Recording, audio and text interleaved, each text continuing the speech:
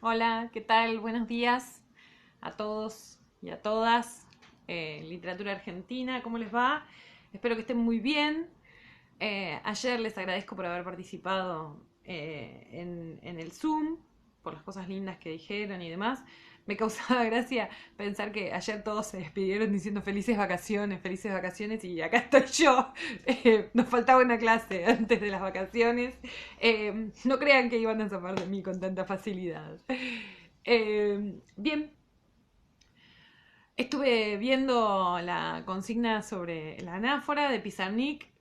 Todavía no mandé todas las devoluciones, me quedan un par por mandar. Estoy muy contenta, muy satisfecha en líneas generales con las producciones. Como decía un poco ayer también en la evaluación, estoy muy satisfecha con las producciones de los alumnos de las dos materias en líneas generales. Creo que es el gran punto a favor que ha tenido esta cuarentena, por habernos podido dedicar con mucho más énfasis a la producción. Y haber podido trabajar mucho más pormenorizadamente en las cuestiones estilísticas de cada uno y de cada una. Así que en ese sentido estoy muy satisfecha. No puedo creer que ya estemos en las vacaciones de invierno, que nunca nos hayamos visto la cara. Creo que es una especie de extraño sueño en el que estamos inmersos. Eh, pero bueno, vamos a lo nuestro, que es lo que importa, nuestra pequeña burbuja de literatura argentina en la que los invito a sumergirse cada jueves. ¿Sí? Hoy nos toca nada más y nada menos que Roberto Arlt. ¿Sí? A falta de efectos especiales donde aparezca la cara de Art, lo hago analógicamente, mostrando el libro. Les voy a contar. Primero vamos a hacer como una especie de recorrido mini biográfico. Vamos a pasar por algunas cuestiones vinculadas sobre todo a qué lugar representa Art en el conjunto de la literatura argentina del siglo XX y después vamos a ver algunas interpretaciones, algunos elementos de interpretaciones teóricas. Para las cuestiones de la biografía les dejé un documental muy lindo del canal Encuentro que es una pequeña biografía de Art. El documental lo hace Gabriel Di Meglio, que era uno de los coordinadores de contenidos de la parte histórica de Encuentro y también uno de los coordinadores de contenidos de Paca Paca. Perdón, sí, está bien, de Paca Paca, de Samba. Para mí Di Meglio es un crack total, así que también está bueno que lo vean para ver el trabajo de un historiador que logra combinar muy bien cierta rigurosidad desde el punto de vista académico con el perfil del divulgador, ¿sí? Ustedes saben que siempre a nosotros no nos pasa tanto eso en literatura, pero pasa mucho en el resto de las disciplinas, que hay como una cosa medio reñida entre los que pueden hacer divulgación y los que son respetados por sus pares, por sus producciones académicas, ¿no? Pasa en las ciencias, pasa en la historia, en algunas otras ciencias sociales, con la historia o la economía. Para mí Di Meglio es un excelente ejemplo de alguien que hace bien todo. Así que también un poco por eso les puse el documental. Mírenlo, por supuesto si tienen ganas, ¿no? No es un contenido obligatorio, me pareció que estaba bueno para matizar un poco lo que yo voy a decir, mi palabra.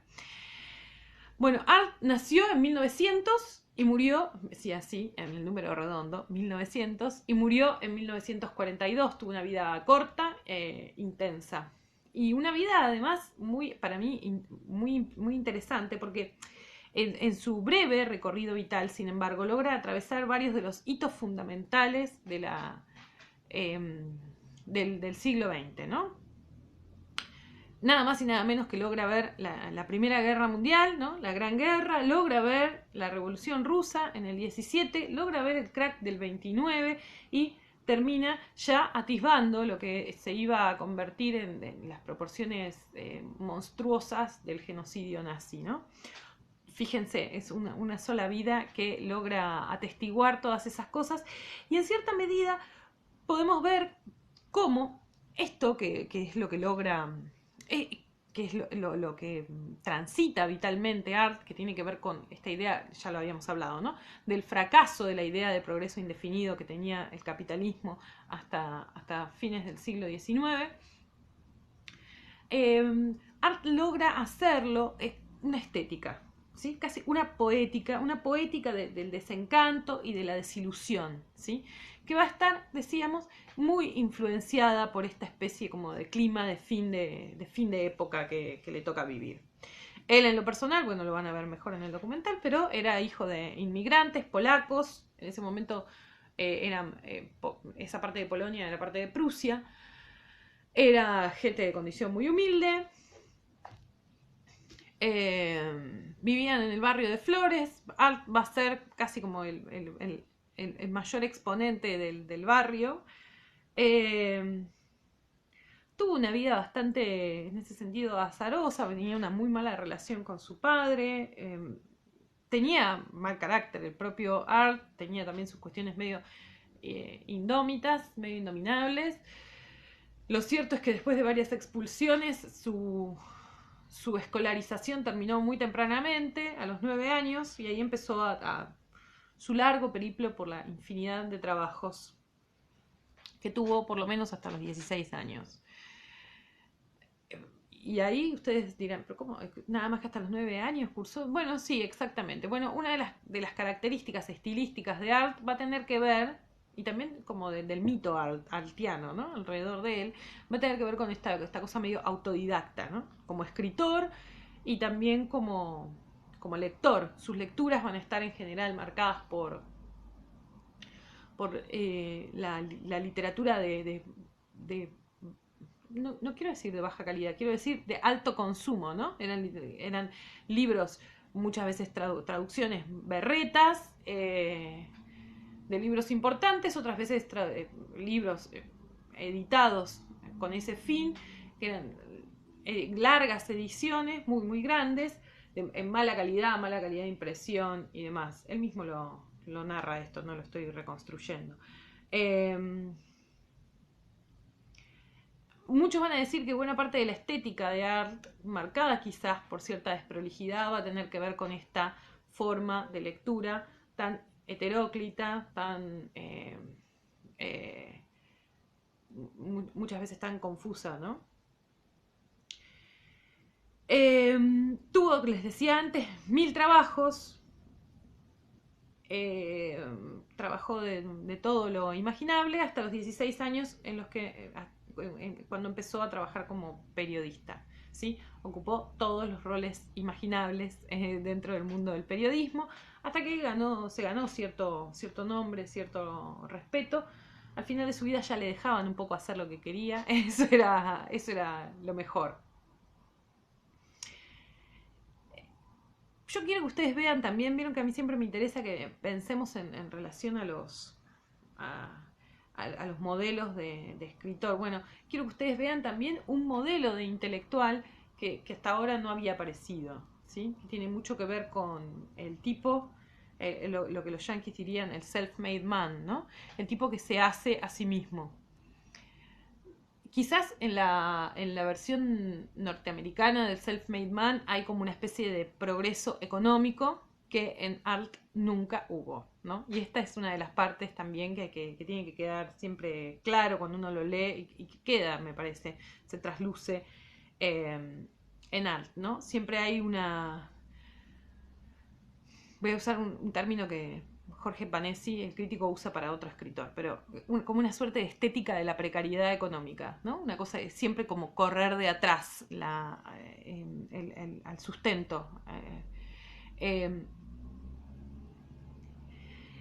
Una de las cosas para mí más formidable, que sí se trasluce también muy claramente en su escritura, tiene que ver con que siempre estaba buscando pegarla. ¿Sí? Incluso después de que empezó a trabajar como periodista, incluso en los momentos en los que mejor estuvo económicamente como periodista, siempre estuvo buscando pegarla con algo, ¿sí? Así inventó un montón de cosas, algunas con más o menos suerte, una bombacha las medivachas creo que era, otra, un motor de super explosión también, todas cosas que patentó, quiso producir, todas cosas en las que invariablemente fue fracasando. Pero esa pretensión de salvarse de alguna manera, y uso la palabra salvarse porque está dentro de la cosmovisión artiana, nunca lo abandonó. Eh, Fíjense, les dejo un artículo de Piglia muy lindo. Ay, no me acuerdo ahora exacto cómo se llama. Eh, bueno, les dejo un artículo de Piglia que tiene que ver con eso, como con acá, las ficciones del dinero, sobre cómo trabaja el dinero. Después lo voy a seguir mencionando en algunas partes de la clase, pero sobre cómo aparece la idea del dinero en Art, y que siempre tiene esta cosa como salvífica, ¿no? Siempre aparece como, como la instancia última de la superación, como una especie de horizonte. Borges, una vez, incluso cuando le preguntaban por eso, miren, me copié la cita, decía sobre Art, era muy ingenuo, se dejaba engañar por cualquier plan, por descabellado que fuera, para ganar mucha plata, a condición que hubiera en él algo deshonesto. Fíjense, ¿no? O sea, se quería ganar a toda costa mucha plata, dice, pero a condición de que hubiese algo mínimamente deshonesto en ese plan. Y acá me parece que viene un pequeño excursus en lo que tiene que ver con cuál es la materia por excelencia de la literatura artiana. Bueno, la materia de la literatura artiana tiene que ver un poco con estos sujetos de la deshonestidad que viven en los márgenes de la sociedad, que son truanes, estafadores, inmorales, algunos ligeramente delincuentes, nunca delincuentes demasiado exitosos, ¿no? Siempre son como prospectos de delincuente, que es como el sujeto que más le interesa. Ese es el sujeto altiano por antonomasia, ¿no? Ustedes lo ven en el personaje, en Rigoletto, el personaje de El Jorobadito, ¿no? Tipos que viven en los márgenes por completo de la sociedad, son casi lúmpenes. Esa predilección por ese sujeto social lo puso en un lugar incómodo dentro de su época. Nosotros dijimos, ¿no? El centro de nuestra unidad 2 del programa tiene que ver con una forma de entender la década del 20 y del 30 en Argentina, que es a partir de la polémica Florida y Boedo. Polémica que, digamos, puede haber sido más o menos real, más o menos figurada o sobreactuada por los protagonistas, pero lo cierto es que hay ahí un magma concreto, que son dos estéticas contrapuestas que parecieran, por lo menos a simple vista, inconjugables. Lo cierto era que Art, con él empezamos a abandonar esta unidad, ¿sí? La primera clase de la segunda parte del año vamos a ver a Cancela, que tampoco entra, que va a ser decididamente el margen de en medio de esta polémica. Yo creo que Art tampoco encaja en ninguno de los dos grupos. En Florida no encaja por una pertenencia socioeconómica, ¿no? Ustedes, como bien lo vimos, la gente de Florida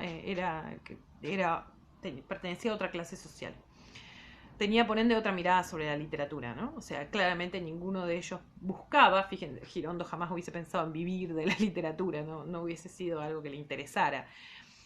Es un poco... esa es la primera cosa por la que no hubiese nunca entrado Art en ese grupo. Pero también lo cierto es que estilísticamente tampoco entraba. Esta predilección por los truanes, por esta literatura eminentemente realista, claramente no se avenía bien con el perfil estilizado, ¿no? De las formas de Florida, de las búsquedas de Florida, muy modernas, entre otras cosas.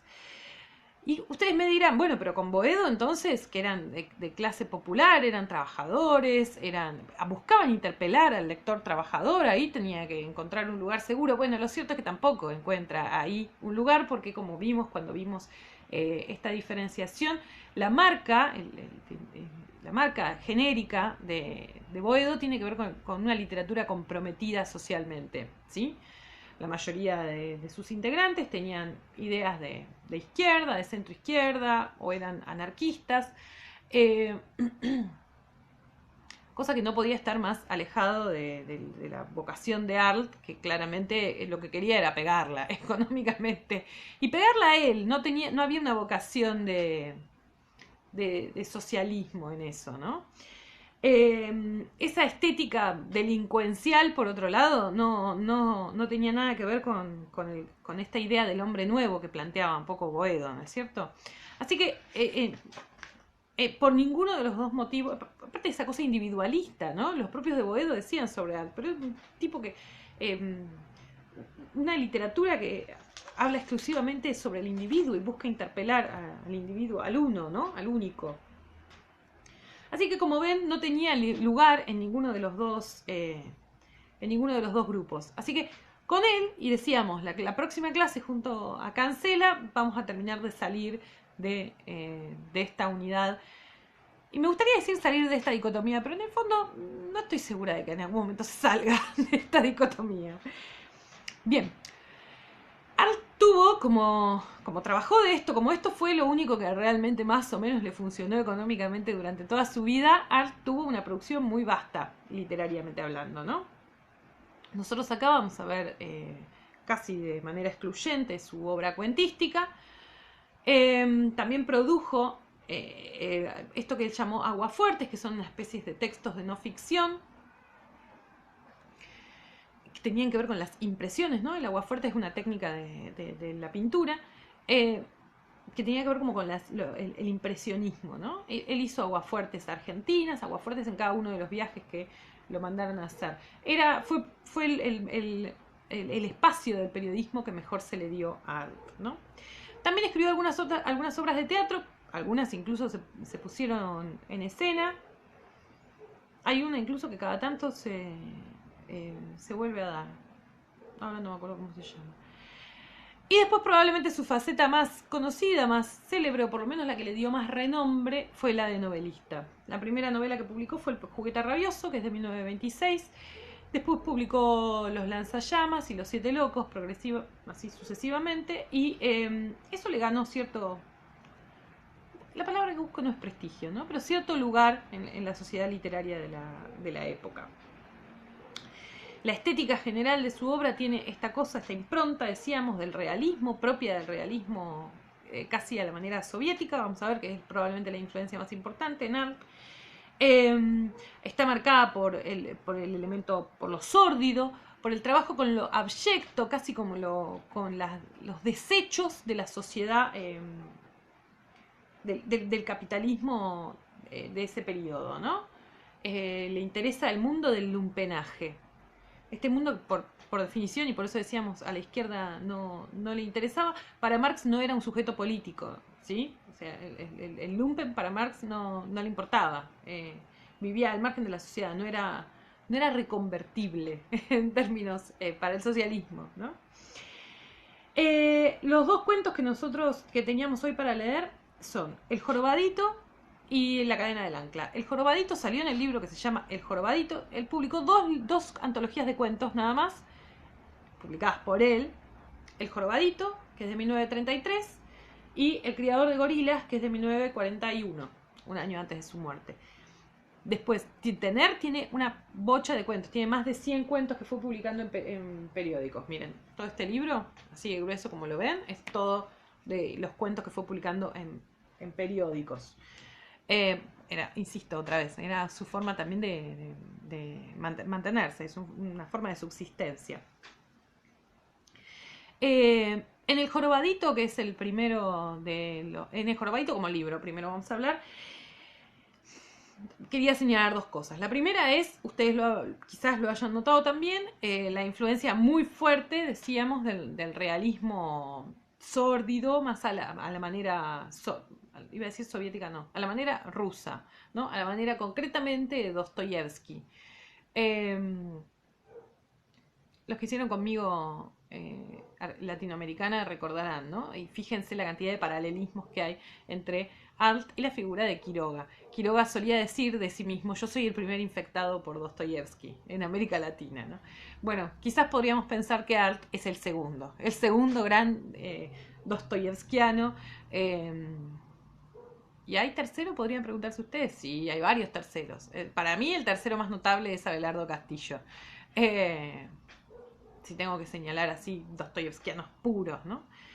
Ahí está Abelardo Castillo. El texto, el libro, El Jorobadito, en la antología de cuentos, tiene un carácter marcadamente, buscadamente heterogéneo. ¿Sí? Digo porque eso lo va a distinguir, eso que publica en el 33 va a ser muy diferente de lo que publica en el 41 con el criador de gorilas. ¿A qué me refiero con marcadamente heterogéneo? Busca que los cuentos den cuenta, bueno, los cuentos logren transmitir su plasticidad como escritor. Entonces, si bien la enorme mayoría van a ser realistas, también va a tener una o dos excursiones por géneros diferentes, por el género fantástico, hay uno que se trata sobre un fantasma, y también por lo que en ese momento estaba como en plena gestación, que sería la ciencia ficción, en uno que se llama La Luna Roja. Esto que señalo de lo marcadamente heterogéneo es porque me interesa siempre que pensemos en las formas en las que se compone un libro de cuentos, ¿no? Digo, también por nuestra propia experiencia como escritores. ¿Qué es lo que busco decir cuando armo un libro de cuentos? ¿Es solamente la recopilación de los cuentos que estoy escribiendo en este momento? Busco que tengan un hilo, un nexo en común, temático, genérico, estilístico. ¿Qué es lo que lo constituye en tanto libro, ¿no? Acá en Art, me parece que en el primero de los libros está esta cosmovisión que también tenía Quiroga en Cuentos de Amor, de Locura y de Muerte, que tiene que ver con probar su calidad como escritor, ¿sí? Eso es lo que busca mostrar en cierta medida, me parece, Art en este primer libro de cuentos.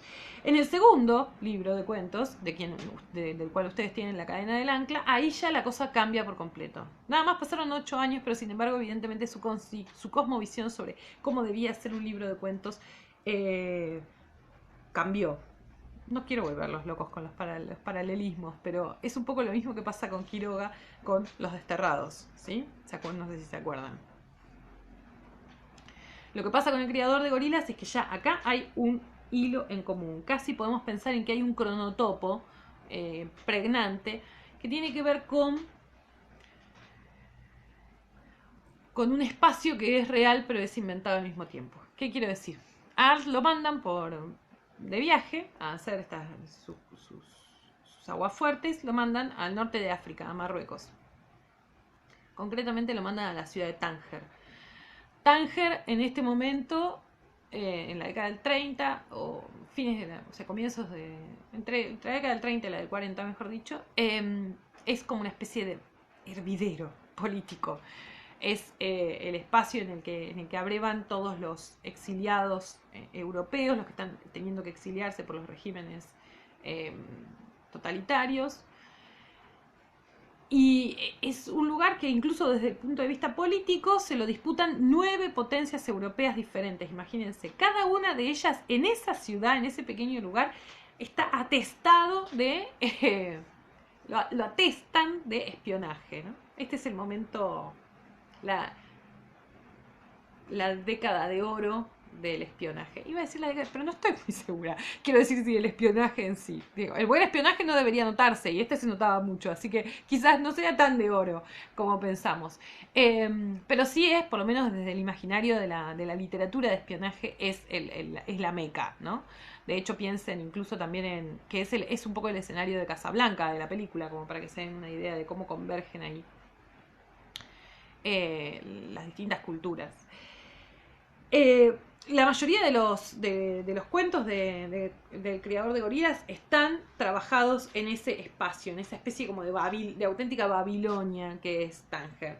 Y los protagonistas, que antes eran los truhanes urbanos de la ciudad de Buenos Aires, ahora son espías, traficantes, delincuentes de otra monta, ya, ¿no? De otra categoría. Por eso también elegí la Cadena del Ancla, porque me pareció que trabajaba bastante bien, era un cuento corto que trabaja muy bien con este tópico, el tópico como del espionaje, voy a decir algo que no tiene ningún tipo de sentido, del espionaje lumpen, ¿sí? Como de las periferias del espionaje.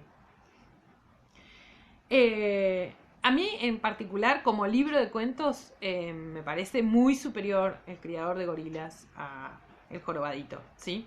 El Jorobadito es, sin lugar a dudas, el cuento más importante y más trabajado después por la crítica de Arlt, pero lo más sólido desde la perspectiva, para mí, desde la confección literaria, son los cuentos del creador de Gorilas, que si les interesa, les recomiendo, si les interesa Arlt, digamos, y la estética que él propone, les recomiendo mucho su lectura. Son muy... tienen una imaginación para mí única. Y además porque me parece una cosa...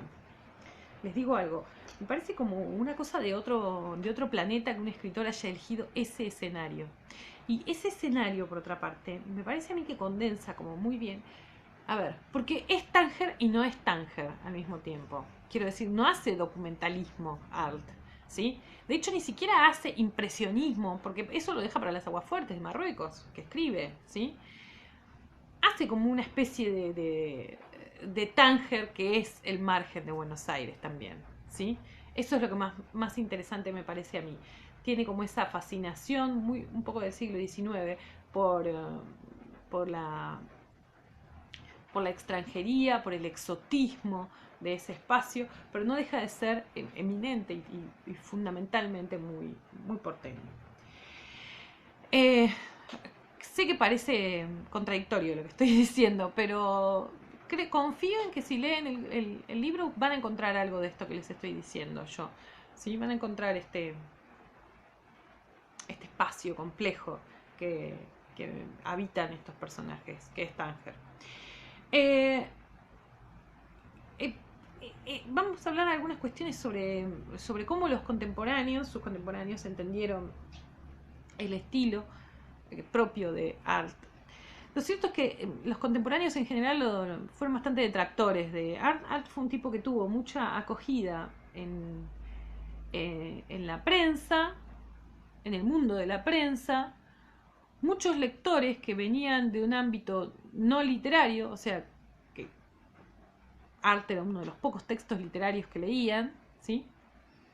Pero no fue muy bien visto por sus contemporáneos.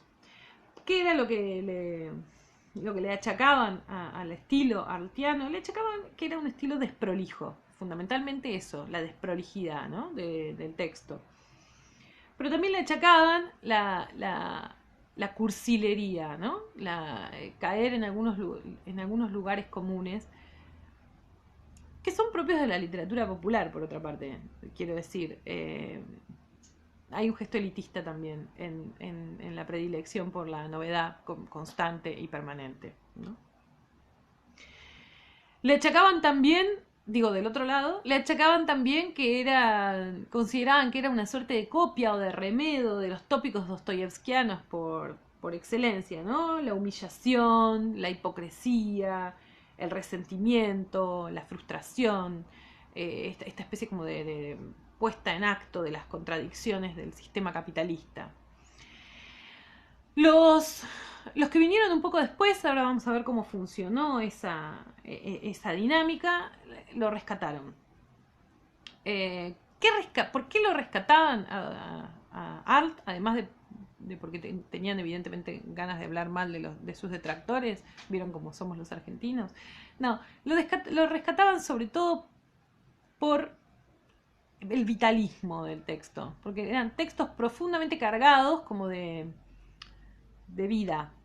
A veces cuando digo estas cosas no tengo miedo que no se entienda demasiado bien o que se entienda un poco literalmente. Vitalismo en el sentido en el que también es muy vital el texto de Echeverría, ¿no? El matadero de Echeverría. ¿Se acuerdan que cuando lo vimos, el propio Laiseca dice, ¿no? Si hay algo hermoso que tiene el matadero es que es un texto profundamente vital y que esa vitalidad se la da el odio, ¿no? El odio profundo a los federales. Bueno, acá la vitalidad, creo yo, de Arlt está dada quizás por el resentimiento, que también es un sentimiento muy potente y muy movilizante. El resentimiento hondo por una sociedad que claramente a estos personajes los ha dejado de lado, ¿no? Y en medio de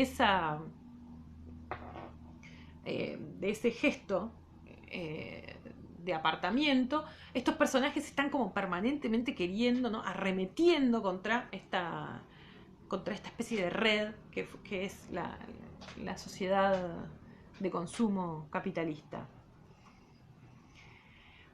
También los que vinieron un poco después, decía, dijeron algo interesante sobre Arlt, me parece a mí.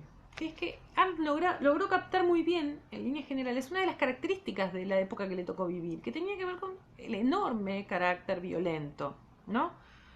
Otra vez, piensen, ¿no? Que en un solo recorrido vital le tocó pasar por la Primera Guerra Mundial, la Revolución Rusa. Recuerden que la Revolución Rusa significó después unos 8 años de guerra civil intensísima, ¿no? Le tocó también la Guerra Civil Española, ¿no? Para ver... le tocó el crack del 29 y le tocó también, sobre todo, la primera parte de la intentona autoritaria, ¿no? Que significó el nazismo, pero también el fascismo en Italia, el estalinismo en la Unión Soviética. Así que, digamos, si hay una característica que esa época tuvo mucho que ver con la enorme carga de violencia, ¿no? Violencia política, violencia militar. Y lo que dicen entonces los autores que después van a rescatar a Arlt es que Arlt lograba, ¿no?, condensar ese clima de violencia a través de una escritura que era en sí misma violencia. ¿Se entiende? Lograba hacer del contenido y de la herramienta un mismo elemento. ¿Sí? ¿Se entiende esto que quiero decir? Lo vuelvo a repetir. Lograba narrar con violencia un contexto violento. Sería, ¿sí? También le rescataban esta cosa que tenía como de una literatura que era muy, muy prepotente, muy compadrita, un cross a la mandíbula, ¿no? Una cosa que te deja mirando al techo.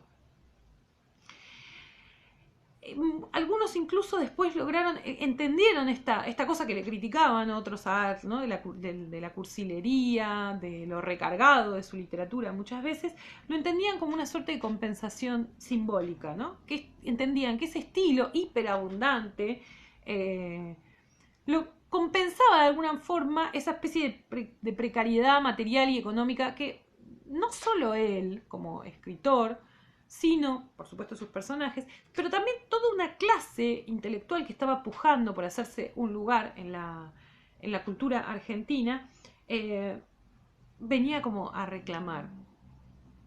¿Sí? Quiero decir, no todo es Florida en el contexto de la intelectualidad argentina en la década del 30, del 40, ¿no?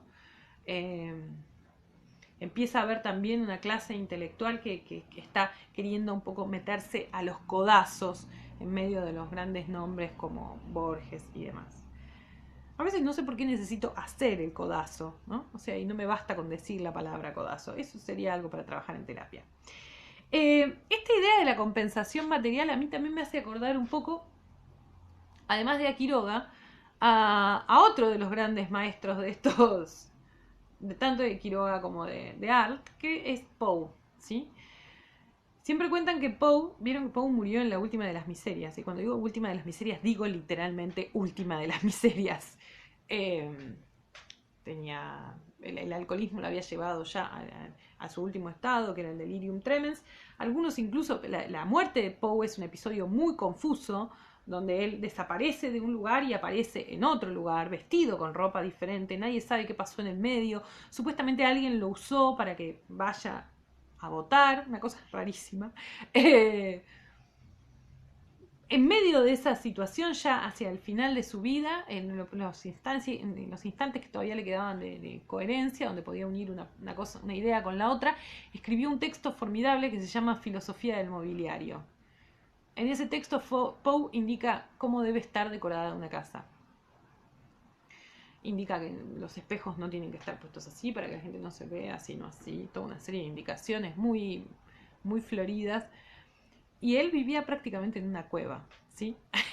En ese sentido hablo de compensación simbólica, ¿no? Sobre un sujeto que a través de la literatura busca compensar simbólica y en el caso de Art también materialmente, una serie de faltas concretas, ¿sí? que lo atraviesan. Para sus contemporáneos, Art escribía, como les decía antes, como un extranjero, y como tal era un poco inclasificable. Me dieron ganas de leerles un micro ensayo de Ricardo Piglia sobre Art que se llama Un cadáver sobre la ciudad. Un cadáver sobre la ciudad está en un libro para mí hermoso de Piglia que se llama Formas breves. Formas breves condensa una serie de ensayos, de mini ensayos sobre temas muy diversos, desde autores hasta concretos, hasta filosofías de escritura, ¿sí? Es un texto muy lindo y de un género que particularmente me encanta, particularmente a mí me encanta, que es el del microensayo, un género que no ha tenido mucha difusión, pero para mí ha tenido un gran ejecutor en Ricardo Piglia. Les voy a leer este texto porque me encanta además, para compartir con ustedes. Se los voy a colgar en el Classroom. Una tarde, Juan C. Martini Real me mostró una serie de fotos del velorio de Roberto Arlt. La más impresionante era una toma del féretro colgando en el aire con sogas y suspendido sobre la ciudad. Habían armado el ataúd en su pieza, pero tuvieron que sacarlo por la ventana con aparejos y poleas porque Arlt era demasiado grande para pasar por el pasillo. Ese féretro suspendido sobre Buenos Aires es una buena imagen del lugar de Arlt en la literatura argentina. Murió a los 42 años y siempre será joven y siempre estaremos sacando su cadáver por la ventana. El mayor riesgo que corre hoy su obra es el de la canonización. Hasta ahora su estilo lo ha salvado de ir a parar en el museo. Es difícil neutralizar esa escritura. Se opone frontalmente a la norma de hipercorrección que define el estilo medio de nuestra literatura. Qué lindo eso, ¿no? Dice, en general la norma es un estilo hipercorrecto, dice, y en medio de eso aparece la obra de Art, que es como una especie de vendaval, decíamos antes, ¿no? De vendaval desprolijo. Hay un extraño desvío en el lenguaje de Art, una relación de distancia y de extrañeza con la lengua materna, que es siempre la marca de un gran escritor. Ahí, ¿no? Fíjense la idea de la extranjería. En este sentido, nadie es menos argentino que Art. Nadie más contrario a la tradición argentina. El que escribe es un extranjero, un recién llegado que se orienta con dificultad en el vértigo de una ciudad desconocida. Paradójicamente, la realidad se ha ido acercando cada vez más a la visión excéntrica, en el sentido de fuera del centro, de Roberto Arlt. Su obra puede leerse como una profecía. Más que reflejar la realidad, sus libros han terminado por cifrar su forma futura. Formidable. En esa metáfora, la metáfora del ataúd colgando, Ricardo Piglia ve la enorme extranjería, la enorme distancia que hay entre Roberto Arlt y sus contemporáneos. Y ve también, en otro sentido de esa misma metáfora, lo ve como el lugar al que iba a ir la literatura tiempo después. ¿Se entiende? Esa era la forma que iba a tener la literatura más adelante, la literatura argentina. Los relatos de Arlt, y en especial los extraordinarios cuentos africanos, que son uno de los puntos más altos de nuestra literatura, confirman que Arlt buscó siempre la narración en las formas duras del melodrama y en los usos populares de la cultura. Los libros de divulgación científica, los manuales de sexología, las interpretaciones esotéricas de la Biblia, los relatos de viajes a países exóticos, las viejas tradiciones narrativas orientales, los casos de la crónica policial. La fascinación del relato pasa por el cine de Hollywood y el periodismo sensacionalista. Fíjense, ¿no? Los lugares en los que abreva. La cultura de masas se apropia de los acontecimientos y los somete a la lógica del estereotipo y del escándalo. Arlt convierte ese espectáculo en la materia de sus textos. Sus relatos captan el núcleo paranoico del mundo moderno, el impacto de las ficciones públicas, la manipulación de la creencia, la invención de los hechos, la fragmentación del sentido, la lógica del complot. Y fíjense si todo eso no se ha ido aún más incrementando con la contemporaneidad, ¿no? Arlt es el más contemporáneo de nuestros escritores. Su cadáver sigue sobre la ciudad. Las poleas y las cuerdas que lo sostienen forman parte de las máquinas y de las extrañas invenciones que mueven su ficción hacia el porvenir. No me pueden decir que no es un ensayo formidable, porque además, y esta es la mejor parte, usa esa metáfora del ataúd colgando, y en realidad eso es medio que es un invento. Quiero decir, no hay ningún documento que pruebe esto que Piglia sostiene que alguien alguna vez le mostró. No hay nada que pruebe eso. Para mí es más extraordinario aún, porque cualquiera, digamos, interpreta el documento, cualquiera interpreta la foto. Acá Piglia inventa la foto, ¿sí? Se entiende lo que quiero decir, ¿no? O sea, yo siempre estoy a favor de la fabulación en términos de literatura. La verdad la dejo para la vida cotidiana. Me parece que la literatura debe, por vocación, ser bien mentirosa, mentir como corresponde. Bueno, es un poco lo que hace acá, lo que hace acá Piglia, ¿no? Fíjense, sus contemporáneos no lo veían como un escritor. Esperen que voy a tomar un poco de agua. José Bianco decía sobre él: Arlt no es un escritor. José Bianco era el secretario de Victoria Ocampo, nada más y nada menos, secretario del Grupo Sur. Arlt no es un escritor, sino un periodista, en la acepción más restringida del término. Incluso le dice mal periodista, ¿no? Recién hacia la década del 50, ya fines de la década del 50, ya Arlt llevaba un tiempo muerto. No, tiempo muerto. La generación que empezó a trabajar desde otra perspectiva y que se agrupó en general alrededor de la revista Contorno, la generación de los hermanos Viñas, de Mazota, entre muchos otros nombres que después van a ser importantes para la literatura argentina de la década del 60. Los hermanos Viñas son Ismael y David, ¿no? Esa generación es la que perdón, es la que rescata a la figura de Arlt. Ya hablamos un poco de, ¿se acuerdan ustedes, no? De esta especie como de, yo les decía, como de ejercicio medio parricida de la literatura argentina. Quiero decir, la generación de Borges rechazaba a la generación inmediatamente anterior a él, la generación de Lugones, por ejemplo, de la que también formaba parte Quiroga, ¿por qué no? Decía que eran cualquiera, que eran unos boludos, y rescataba particularmente a Hernández, de ahí la denominación Martín Fierro. La generación que vino después de Borges, el ejercicio que hizo entonces fue descartar a Borges y tomar a otro escritor, un escritor periférico, un poco anterior incluso su obra, como es Roberto Arlt. ¿Se entiende ese movimiento? Ese movimiento de la literatura argentina, en el cual, digamos, rechazo lo que vino inmediatamente antes de mí y rescato algo de lo periférico anterior, va a seguir formando parte como del constructo mítico de la literatura argentina.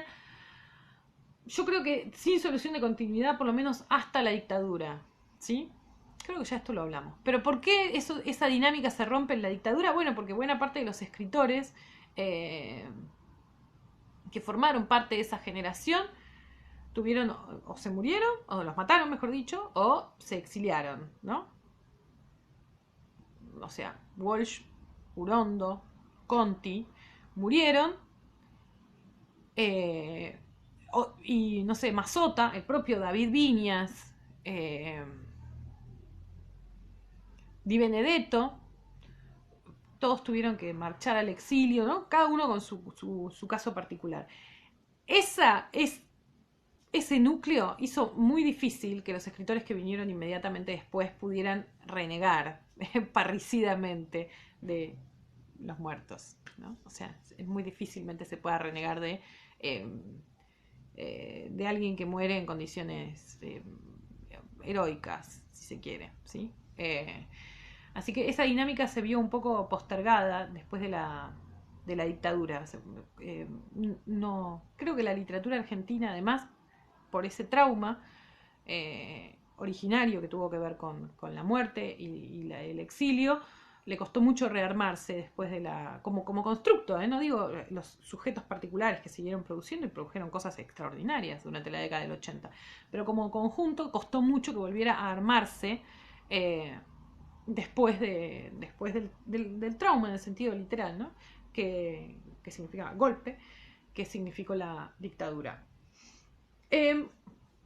Otra cosa que me resulta interesante del texto de Piglia que les señalaba es esto que él marca, que dice, bueno, el gran riesgo con Arlt hoy es la canonización. Canonizarlo significaría en cierta medida neutralizar esta especie de enorme vitalidad que tiene.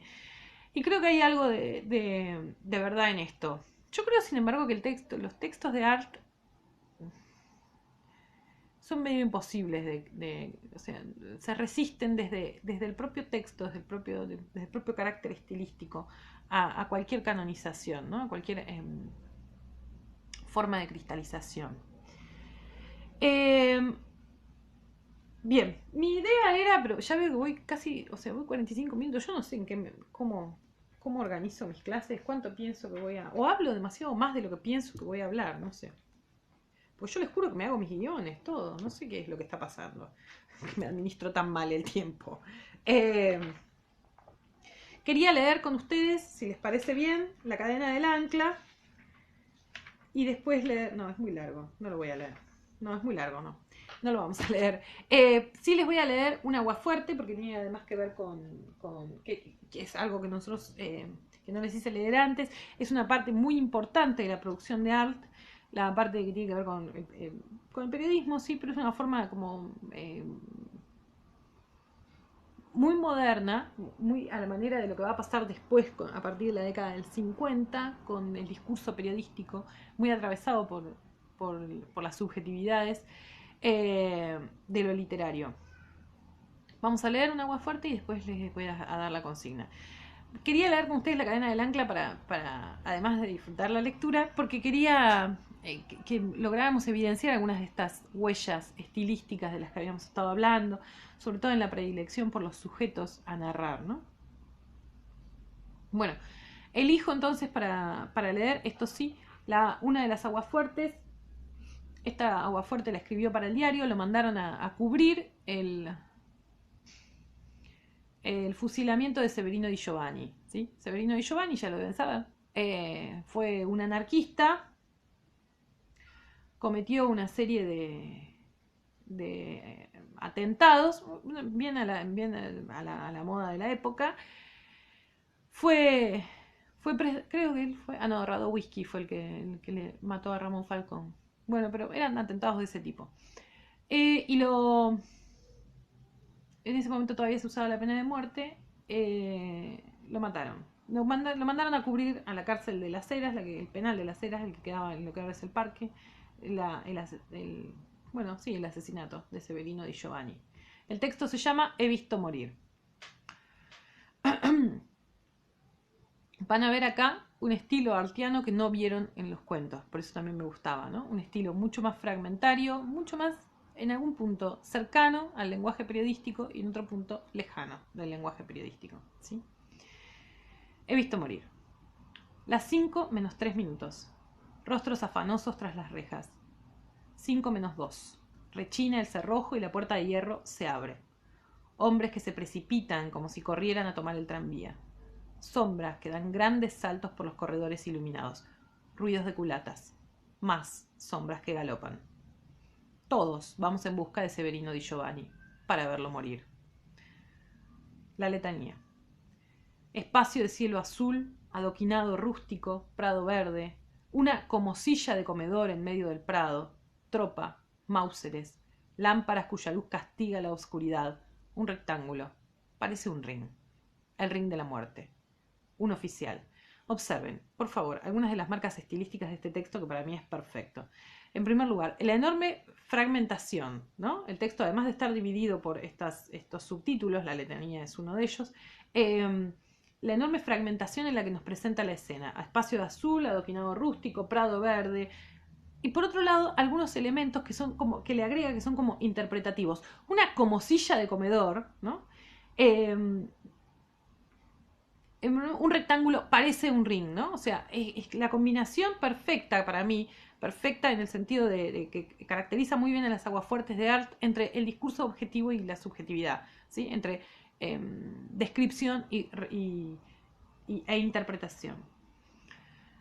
Y acá agrega algo que para mí es extraordinario también, que es discurso directo. Va a meter en medio del discurso las citas de la sentencia que le van leyendo, ¿no? De acuerdo a las disposiciones por violación del bando, ley número... Acá también está, en el uso del discurso directo está perfecto la forma en la que trabaja con el documento. Quiero decir, copia un fragmento, omite otro, elide otro, ¿sí? De acuerdo a las disposiciones por violación del bando, ley número, ¿sí? Es perfecto el ejercicio entre mostrar y ocultar. Es un poco el ejercicio entre descripción e interpretación. El oficial bajo la pantalla enlosada, frente a él una cabeza. Un rostro que parece embadurnado en aceite rojo. Unos ojos terribles, fijos, barnizados de fiebre. Negro círculo de cabezas. Es Severino Di Giovanni. Mandíbula prominente, frente huida hacia las sienes como las de las panteras. Labios finos y extraordinariamente rojos. Frente roja, mejillas rojas. Ojos renegridos por el efecto de luz.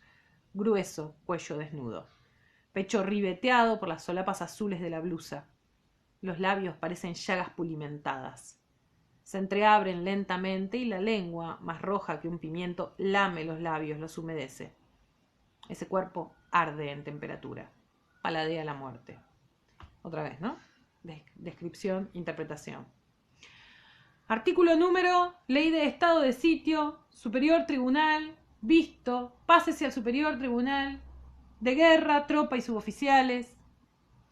Di Giovanni mira el rostro del oficial. Proyecta sobre ese rostro la fuerza tremenda de su mirada y de la voluntad que lo mantiene sereno. Estamos probando. Apercíbase al teniente. Rizo patrón. Vocales. Tenientes coroneles. Bando. Dese copia. Fija número. Di Giovanni se humedece los labios con la lengua. Escucha con atención.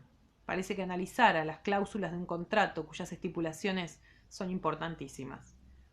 Mueve la cabeza con asentimiento frente a la propiedad de los términos con que está redactada la sentencia. Dese vista al ministro de guerra. Sea fusilado. Firmado. Secretario. Habla el reo. El siguiente apartado. Quisiera pedirle perdón al teniente defensor. Una voz. No puede hablar. Llévenlo. El condenado camina como un pato. Los pies aherrojados con una barra de hierro a las esposas que amarran las manos. Ay, qué buena la repetición del sonido. De la R, ¿no? Atraviesa la franja de adoquinado rústico. Algunos espectadores se ríen. ¿Soncera? ¿Nerviosidad? ¿Quién sabe? El reo se sienta reposadamente en el banquillo, apoya la espalda y saca pecho. Mira arriba. Luego se inclina y parece, con las manos abandonadas entre las rodillas abiertas, un hombre que cuida el fuego mientras se calienta agua para tomar el mate. Permanece así 4 segundos. Un suboficial le cruza una soga al pecho para que cuando los proyectiles lo maten, no ruede por tierra. Acá también la contraposición, todo el ejercicio que hace de oposiciones, ¿no? Un hombre esperando el agua para tomar mate y de golpe, o sea, una actividad de lo más mundana, y de golpe el cachetazo de la realidad. No, le ata la soga para que cuando los proyectiles lo maten no se caiga, ¿sí? Di Giovanni gira la cabeza de derecha a izquierda y se deja amarrar. Ha formado el blanco pelotón de fusilero. El suboficial quiere vendar al condenado. Este grita: «Venda, no». Mira tiesamente a los ejecutores. Emana voluntad. Si sufre o no, es un secreto. Pero permanece así, tieso, orgulloso. Surge una dificultad. El temor al rebote de las balas hace que se ordene la tropa, perpendicular al pelotón de fusilero, retirarse unos pasos. Di Giovanni permanece recto, apoyada la espalda en el respaldar. Sobre su cabeza, en una franja de muralla gris, se mueven piernas de soldados. Saca pecho. ¿Será para recibir las balas? Pelotón, firme, apunten. La voz del reo estalla metálica, vibrante. ¡Viva la anarquía! ¡Fuego! El resplandor subitáneo, un cuerpo recio, se ha convertido en una doblada lámina de papel.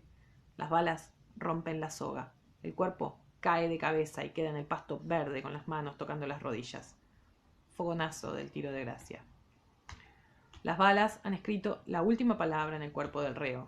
El rostro permanece sereno, pálido, los ojos entreabiertos. Un herrero a los pies del cadáver quita los remaches del grillete y de la barra de hierro. Un médico lo observa, certifica que el condenado ha muerto. Un señor, que ha venido de frac y zapatos de baile, se retira con la galera en la coronilla. Parece que saliera del cabaret. Otro dice una mala palabra. Veo 4 muchachos pálidos como muertos y desfigurados que se muerden los labios. Son Gauna, de La Razón, Álvarez, de Última Hora, Enrique González Tuñón, de Crítica, y Gómez, de El Mundo. Yo estoy como borracho. Pienso en los que se reían. Pienso que a la entrada de la penitenciaría debería ponerse un cartel que rezara: está prohibido reírse, está prohibido concurrir con zapatos de baile. Extraordinario. Me interesa que hayan visto la forma en la que trabaja con este texto, la forma en la que trabaja un poco el material de lo real, Arlt, para la escritura de las aguafuertes. La forma libre que en la que este caso combina, ¿no? El documento con la interpretación, la forma contrastada en la que trabaja con lo real y la subjetividad. El texto a mí me parece hermoso. Tengo un cuaderno que alguien me regaló en alguna oportunidad que dice esta última frase: está prohibido reírse, está prohibido concurrir con zapatos de baile. Así de mucho me gusta este texto de Alt. Es el que llevo siempre en la mochila. Si estuviéramos en clase se los mostraría. Bueno, los dejo y las dejo acá para que empiecen tranquilamente sus vacaciones, pero no tan tranquilamente, porque los dejo también con una consigna. Es una consigna... iba a decir que era optativa, pero no estoy segura de que sea optativa. Bueno, sí, es optativa, la hacen si quieren. Los invito a que escriban una aguafuerte, ¿sí? La aguafuerte puede versar sobre muchas cosas, pero va a tener un título. El título sí lo pongo yo. El título se llama Un día de cuarentena obligatoria, ¿sí? Pueden trabajar como quieran estilísticamente, no hace falta que remeden esta forma que vimos acá, que por cierto no es la forma, imagínense que Art tiene, no sé, debe tener cerca de 300 aguafuertes fácil. No es claramente la forma en la que trabaja en todas ellas, pero sí me parece que combina este elemento que es el documento, lo real, el material concreto, con la interpretación, ¿no? En esa alternancia es donde radica en realidad la esencia del género aguafuerte.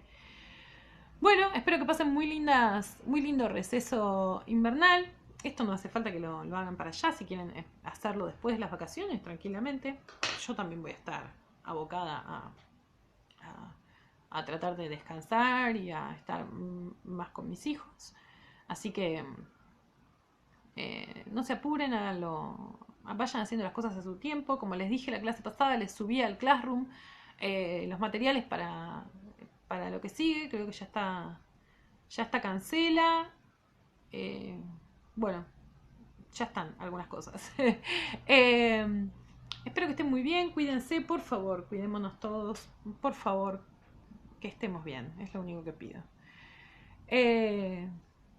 Cualquier cosa, cualquier duda, cualquier pregunta, lo que sea, siempre recuerden que estoy a disposición de ustedes. No hay nada en el mundo que me guste más que hablar de literatura, así que leer y hablar de literatura son mis dos cosas favoritas.